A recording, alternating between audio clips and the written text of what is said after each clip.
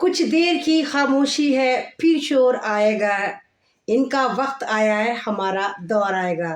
अस्सलाम वालेकुम, मैं आपके सामने दिल्ली से एक बार फिर ऐमन रिजवी। क्या आपको ऐसा लगता है कि हिंदुस्तान में मुसलमानों का दौर आएगा? क्या आपको ऐसा लगता है कि हिंदुस्तान में मुसलमान होना वाकई इतना सख्त गुनाह बना दिया गया है?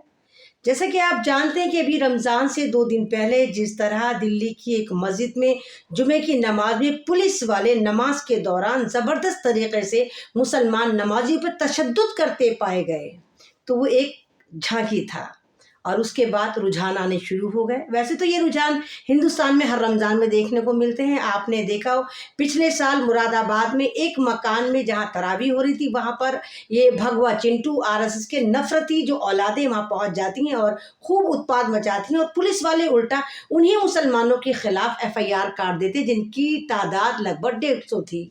मैंने वीडियो बनाई थी, बहुत वायरल हुई थी। उसके बाद कुछ मामला जो है वो दबा दिया गया था और एफआईआर वापस लेनी शुरू कर दी थी। अब एक नया केस निकल कर आया है मोदी जी के एक्सपेरिमेंटल जो गुजरात है वहाँ से, जहाँ पर वाकई सब कुछ चंगसी है, विकास विकास होता है। तो मोदी जी का वाकई विकास होता है, नफरत में विकास होता है, डंका बज रहा है, इस्लामिक फोबिया में बज रहा है। ज़बरदस्त तरीके से भारत के ज़बरदस्त तरीके से ये अपना आपको भगवान समझ रहे हैं, घोटालों में समझ रहे हैं। तो वहाँ पर एक वीडियो जो है वो आपको हैरान कर देगा, परेशान कर देगा। वहाँ पर एक इंटरनेशनल हॉस्टल है जहाँ पर इंटरनेशनल स्टूडेंट यानी हिंदुस्तान से बाहर के स्टूडेंट आते हैं, पढ़ाई करते हैं।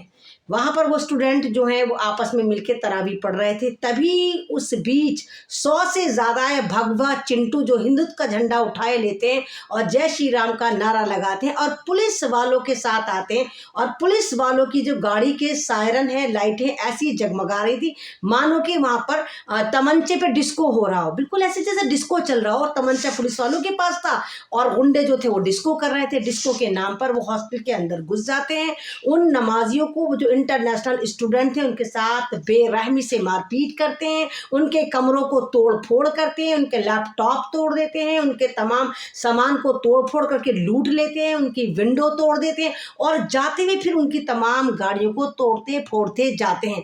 और ये तमाम काम पुलिस के साथ मिलकर हो रहा था। पुलिस की गाड़ियां खड़ी हैं, वो आराम से उनकी लाइटें जल रही हैं जगमग जगमग, और ये तमाम नफरती चिंटू वहां पर एक तरह का ये कहिए कि पूरा का पूरा उत्पाद मचा रहे हैं। लेकिन उफ है पुलिस को, गुजरात की पुलिस को, वो कुछ नहीं कहती। आपको क्या लगता है, आप हिंदुस्तान के मुसलमानों को मार रहे हैं, आप हिंदुस्तान के दलितों पर जुल्म कर रहे हैं, तो कोई कुछ नहीं कहता। अब आप बाहर के लोगों को मारेंगे। मोदी जी, आपको याद होगा यूएई में अभी दुनिया का बहुत बड़ा मंदिर बनाया गया। यूएई तो एक इस्लामिक मुल्क है, बादशाहत है, वहाँ पर 100% मुसलमान रहते हैं। लेकिन क्योंकि हिंदुस्तानी वहाँ पर जॉब करने जाते हैं, इसलिए यूएई ने उन हिंदुओं का ख्याल करते हुए वहाँ पर एक भव्य मंदिर बनाया। और इससे पहले भी बहुत मंदिर है और उसका इनॉग्रेशन मोदी जी कर आए।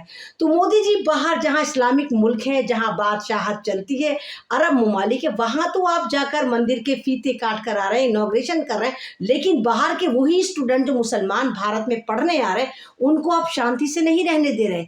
बेशक आप नहीं कह रहे, मैं नहीं कह रही कि मोदी जी ने कभी कहा हो कि जाओ मुसलमानों को मारो, दलितों को मारो, आदिवासी को मारो, वो बात अलग है कि मोदी जी मणिपुर भी जाने को तैयार नहीं।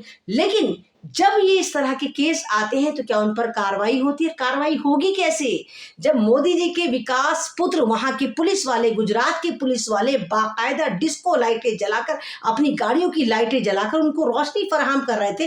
जो 150-200 की तादाद में गुंडे थे वो जाकर हॉस्टल के अंदर उत्पाद मचाते और मुसलमान लड़के स्टूडेंट जो तरावी पढ़ रहे होते उनके हाथ पैर तोड़े जाते हैं, उनका सामान तोड़ा जाता है और आराम से वो लोग निकल कर चले जाते हैं। आपको क्या लगता है कि अगर आपका स्ट्रीम चैनल नहीं दिखाएगा मोदी जी तो दुनिया को पता नहीं चलेगा?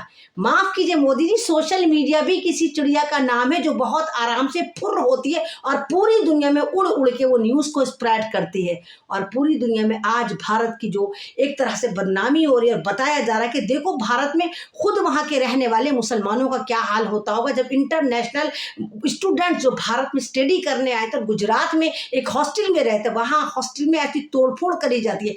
हॉस्टल एक घर था, उनका घर था, वो अपने घर में तरावी पढ़ रहे थे या पूजा पाठ करते या कुछ भी करते। तुम कौन होते हो? तुम क्यों गए वहाँ उत्पाद मचाने, तुमने क्यों वहाँ पर जाकर उत्पाद मचाया, उनके साथ मारपीट करी और 15-20 स्टूडेंट जो है इस वक्त बहुत ज़्यादा घायल हैं और वो हॉस्पिटलाइज हैं। तो ये क्या हो रहा है, किस तरह हो रहा है, इसका सवाल आप खोजें कि आपकी खामोशी, आपकी चुप्पी कहाँ तक लेकर आ गई। जिस तरह मुसलमानों की मसाजिद को बैक टू बैक करा जा रहा है, टारगेट करा जा रहा है, जिस तरह मुसलमानों को हर रमज़ान में करा जा रहा है। मुझे याद है, आज भी याद है, जब पहला लॉकडाउन था तो उस वक्त अलीगढ़ का एक बच्चा था जिसके सर में दर्द था, वो एक केमिस्ट की दुकान पर दवा लेने जाता है, वहाँ पर घाग लगाकर बैठे ये RSS के गुफाओं की औलाद उसको घेर लेते हैं और इतना मारते हैं कि वो मर जाता है। तो हर रमज़ान में जो उत्पाद मचता है, और क्योंकि अब तो इलेक्शन निकल कर आ गया, इलेक्शन में तो इनको दिखाना है कि हाँ भाई मुल्लों के पेच टाइट करने और मुसलमानों को मारना है। तो इस तरह के हाथ से ये दिखाते हैं कि देखो भारत में मुसलमानों को धर्म की भी आज़ादी नहीं। अरे ना वो सड़क पर पड़ रहे थे, और आपने देखा एक इंटरनेशनल एक ज़बरदस्ती ये लोग एक फर्जी वीडियो वायरल कर रहे हैं और दिखा रहे हैं कि देखो अभी जो एक मस्जिद में इंद्रलोक की बड़ी मस्जिद में जो बाहर नमाजी नमाज पढ़ रहे थे, इन्होंने कहा कि देखो अब भी जुमे में दोनों सड़कें जाम करके नमाज पढ़ रहे हैं, जबकि वहां पर इस बार ये तय कर लिया गया कि इंद्रलोक की जो बड़ी मस्जिद है वहां पर अब आज के बाद कोई भी सड़क पर नमाज नहीं पढ़ेगा, और जुमे की नमाज में बाकायदा मस्जिद के अंदर 2 या 3 शिफ्ट में जिस तरह मुक्तदी होंगे, पढ़ने वाले होंगे, नमाज पढ़ाई जाएंगी, कोई भी सड़क पे नहीं पड़ेगा। उसके बाद ये खुद को हिंदू कहने वाले फर्जी या आतंकवादियों की जो टोली है, ये कह रहे हैं कि देखो इंद्रलोक की मस्जिद पे नमाज हो रही है, जुमे का पहले जो रमजान का पहला जुमा है, दोनों सड़कें जाम कर दी हैं। तो ये गलत न्यूज़ फैला रहे हैं, और जो असली न्यूज़ है वो आप तक नहीं दिखा रहा, मीडिया आपको नहीं बता रहा। जिस तरह गुजरात में इंटरनेशनल मुस्लिम स्टूडेंट्स के साथ करा गया, उनके हॉस्टलों को तोड़फोड़ करी गई, उनका टोटल मेहनत खराब कर दी, उनके लैपटॉप तोड़ दिए, उनके तमाम सामान लूट लिए।